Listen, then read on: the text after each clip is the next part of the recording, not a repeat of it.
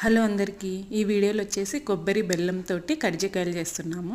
మా ఇంట్లో అయితే పప్పుల పొడితో చేసిన కర్జికాయలు ఎవ్వరు తినరనమాట. పొరపాటున మా అమ్మ వాళ్ళు ఎప్పుడైనా ఫెస్టివల్స్కి చేసుకొని మాకు కొన్ని పంపించినా కూడా అవి అలాగే ఉండిపోతాయి అన్నమాట ఇంట్లో. మా ఆయన అసలు వాసన కూడా చూడరు. నేను ఎప్పుడైనా 1-2 అలా తింటాను, కానీ నాకు కూడా పెద్ద ఇష్టం ఉండదు అనమాట.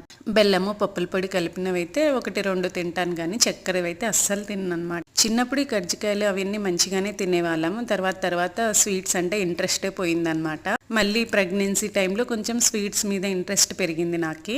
ఇంకా పప్పుల పొడితో చేస్తే ఎవరు తినారని చెప్పేసి ఇవి కొబ్బరితోటి చేస్తున్నాము.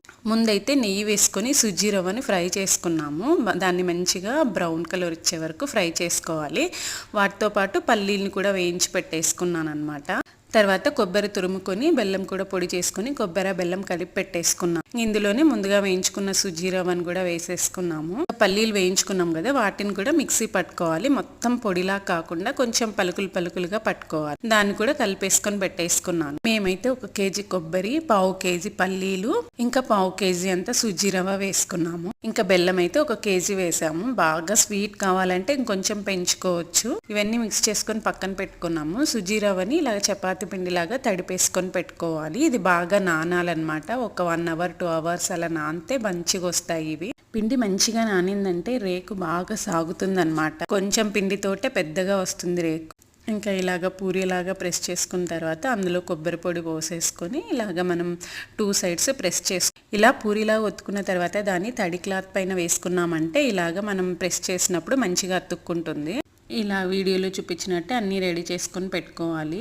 తర్వాత స్టవ్ పైన ఆయిల్ పెట్టుకొని వీటన్నింటిని ఆయిల్లో ఫ్రై చేసుకోవడమే.